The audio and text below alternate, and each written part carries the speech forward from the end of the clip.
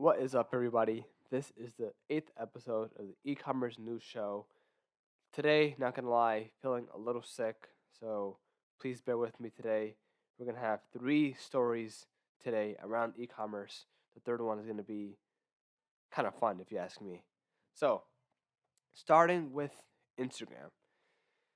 Instagram adds affiliate and shop features for creators. So we're seeing a lot of social media platforms helping creators really leverage their platform to make even more money, right? So we see here as Apple hosts their annual worldwide developers conference, Instagram and Facebook chose this moment to pilot their first ever creator week. So during the first day of the event, which is like a couple days ago, Mark Zuckerberg made an announcement introducing new ways for creators to make money. So, if you're an influencer marketer or an influencer or someone who has a large fan base on Instagram, this should be very exciting because you can definitely monetize your Instagram page. I think that if you have a lot of eyeballs on your page, there's a lot of ways to make money, and you should, right? Because you're providing a lot of value either through informational content or just pure entertainment, right? So, in the coming months, Instagram will start testing a native affiliate tool which allows creators to recommend products available on checkout, share them with followers, and earn commissions for sales their posts drive.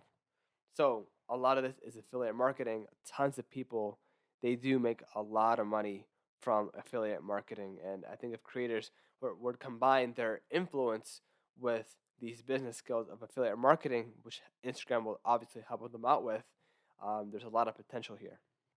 So available immediately, creators will be able to link their shops to their personal profiles, not just business ones. So I think it was a couple of months ago, I believe, that Instagram added that feature, the shopping feature, and we're seeing that Instagram is really approaching the e-commerce sort of industry or structure and implementing that to really generate more revenue.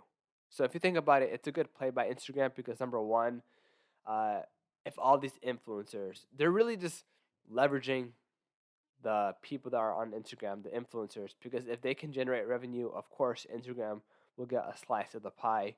Therefore, they'll be creating even more revenue for Instagram in their business accounts, right? So another thing here is that during Instagram videos, viewers can tip creators by sending them a badge, which costs between 99 cents and $4.99. So of course, if you have like a really strong fan base, you can also do that where you have like a live video and then your best fans will send you like a badge, which translates into a couple bucks, right? So, this is what Mark Zuckerberg wrote on a Facebook post. To help more creators make a living on our platforms, we're going to keep paid online events, fan subscriptions, badges, and our upcoming independent news products free for creators until 2023. Now, I don't know why this is until 2023, but maybe it's just like a test benchmark. So they don't want to promise anything, over promise anything. So if maybe anything does go wrong, they can just cancel the program or make modifications. And another cool point here is that you know that with Instagram, there's been so many, there's been a huge dilemma along the revenue share. So I guess he took a little jab at Apple saying that, and we do introduce a revenue share, and it'll be less than the 30% that Apple and others take. So I guess that's going to be one way to incentivize people to. I don't know. Maybe that was just a little jab on Apple, right? So in short, oh, another cool, interesting thing that he said was, this is like a really a summary. So our goal is to be the best platform for creators like you to make a living.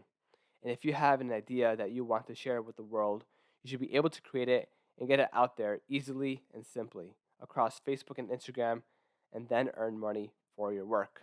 Zuckerberg added during Creator Week. Now, does this mean that literally every personal brand can make a living? Like when I think about making a living, I think about, okay, your bills are going to be paid, rent, etc.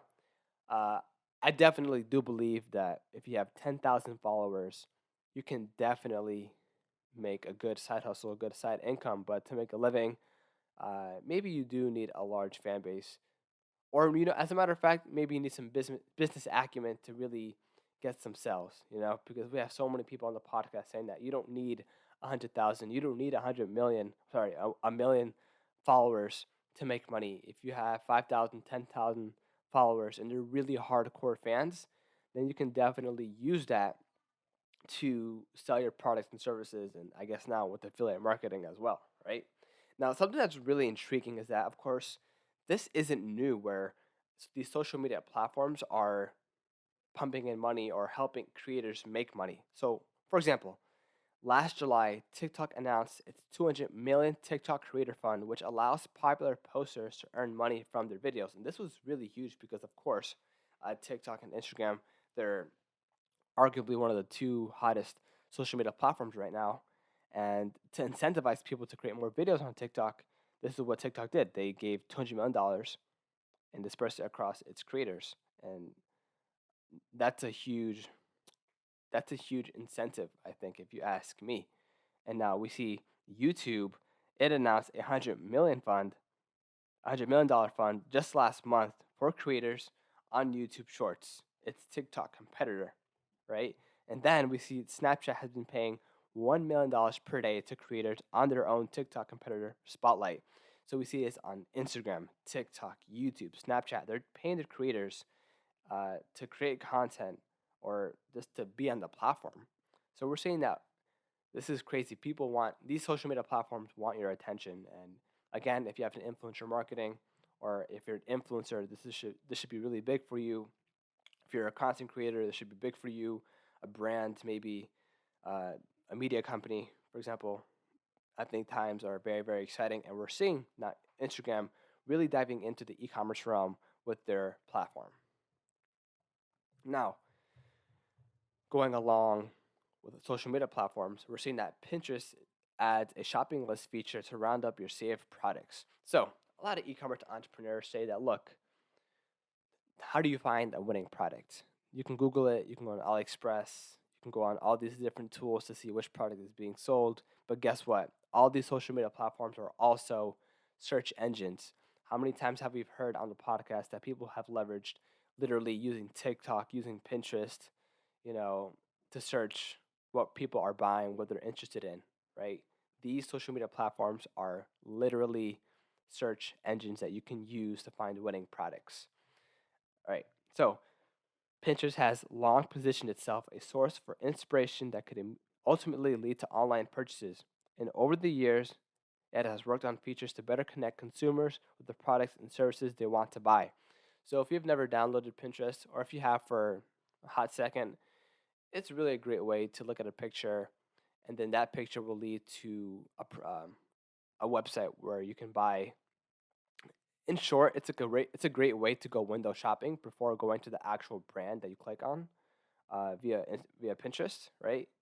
And so we're seeing that Pinterest company is rolling out another feature aimed at turning users' save pins into purchases, a shopping list. So on Pinterest, you can have pins, you can have like group pins, but I guess here that you can save pins that are shoppable, right?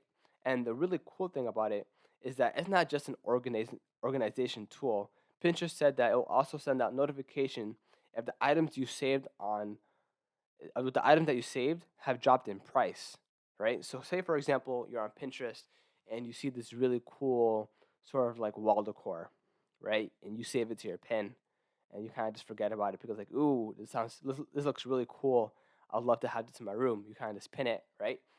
And then maybe days, weeks later, the the price of that actual wall decor decreases. There's a discount. You get a notification, and that'll incentivize you as the user to buy that. So this is really cool because number one, you get a discount on something that you would like to buy, and two, Pinterest is another way for them to generate revenue because of course you'll get a slice of the pie, kind of like affiliate marketing. So this feature will launch first in the United States and the United Kingdom, and then later roll out to Australia, Canada, France, Germany, later in the year, Pinterest says. So that's pretty cool if you ask me. In short, the company reported this is like, I guess, their metrics in terms of how they're doing. So the company reported 478 million monthly active users versus 480.5 million expected, which caused the stock to drop 10% after the report came out. So maybe these are ways for Pinterest to really uh, grow more as a company, get more revenue share, because I guess a 10% drop is a lot. Not that I know a lot about stocks, but I do think that when you think about social media platforms, you always think about Instagram, TikTok, YouTube. You don't really hear about Pinterest a lot. So it's cool that they're making these moves and really climbing up that ladder. Third interesting story, really funny in my opinion. So, retail therapy. I got this from Retail Dive. So, it's like three stories in one. So, Gap drops its first item in the Yeezy partnership. There's two more stories in this article, one with Oreo and one with the with Crocs. So, starting with the Yeezy. So, this is going to be the first piece that Gap is going to drop with the partnership of Kanye West, right? So it's a $200 jacket, and it's a blue round jacket, which was posted on Gap's website. Now the product is made out of recycled nylon, excuse me, and it's priced at $200, but fans they can't get it yet. The website says that the jacket can be pre-ordered now and will ship in the fall. So if you look at the picture right here, it's a pretty funny comment. Someone said, "Bro, that's a recycling bag. That's a recycle bag." Uh, Look, guys, if anyone listening, if you like this fashion, I'd say buy it. I'm not a huge fan, but I do think it's a really cool concept because Kanye West is huge, huge in the music industry, huge influencer, and the fact that he's making these collaborations with Gap and other companies is massive. And that goes to show that if you have a talent, either that can be in sports, music, movies, you don't only have to make money through that art that you have, that through that skill. You can literally leverage your personal brand, your name, and start selling merch. You see all these athletes, they make a lot of money playing sports, but the majority of their income comes from sponsorships, affiliate programming and whatnot, because their name is worth so much more money than their actual time on the court, on the field. Surprising as that is, but it's the fact. And so, yeah, the Gap, this collaboration was actually announced of June of last year, and I guess just now this June they're releasing this blue $200 jacket. Now, down with Balenciaga and Crocs. So Balenciaga unveiled its new high-heeled Crocs. Now, I wear Crocs. As a matter of fact, I'm wearing Crocs right now. But either this was like a joke or something, because Crocs are really comfortable. But to have them on high heels, I don't know. Maybe it's just a joke. For anyone, for anyone watching this, it's kind of funny. Might be a good Christmas prank or something, or birthday present slash prank. But yes, and the surprising thing is that this isn't the first time that Balenciaga produced a reimagined version of Crocs, right? As a matter of fact, looking at this picture, it's like a Croc with so much insulation, so much support. Looks like 3 to 4 inches of support. Uh, it's crazy. Maybe it's just a joke or something, but I guess someone has bought them. If you like that style, I'd say go for it. I think it's really cool, in my opinion, if you ask me. Now, favorite part of this story, even though I'm a Chips Ahoy person, I still love Oreos. And I'm not going to lie, I think Oreo has one of the best brands. Their brand strategy is something that every e-commerce, every entrepreneur should look into as a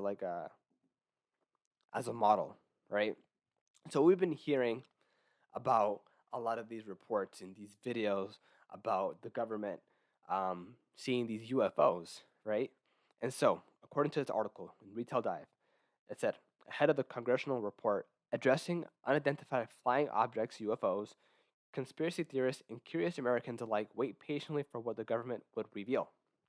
Now, Oreo took this sort of like this BuzzFeed, this trend, you know, and they made an actual a limited time pack of cookies, right, for these aliens, quote unquote, right? So their tagline is bringing all life forms together, and they're doing that through this limited time, limited edition Oreo cookies. It's crazy, and it's not the first time that they're doing this. So, for example, they have collaborated with Supreme. Remember that the red Oreo cookie they did with a collaboration with Lady Gaga, and for her album. It's crazy what they're doing. I think they're a massive brand, and it's really cool. I think a lot of people should really look into Oreo, not for the actual cookie, but their brand play, right? So again, the latest UFO inspired pack is inspired by the hype around the congressional report when officials are scheduled to discuss findings regarding the Defense Department's years of encounters with mysterious flying objects. I forgot what the term was exactly in terms of using recent events and using that as marketing or as a way to propagate a message through your brand, right? And it's kind of like it's called news hacking, right? So if there's a huge sort of event going on, a huge sort of occurrence, use that storyline and use that to really put out a message through your brands, because since that one topic is so widely discussed, and if you attach your brand next to it through some sort of genius sort of uh, wording or slogan or something, right? Either it's inspirational, educational, informative, your brand will be right next to that really BuzzFeed sort of hype. And then they'll, of course, be like, hey, oh, wow, like this is really cool. This brand is talking about it. Let me check them out. And Oreo's doing this at scale because they've been doing this for a very long time. So, yeah, everyone, if you are looking for inspiration in terms of branding, Oreo is definitely one of those brands that you should really model. So that concludes it for the 8th episode of the e-commerce news show. Thank you once again for listening. I know I'm a little sick. Have a good one, everyone. Have a good day. Really do appreciate it. Hasta la vista.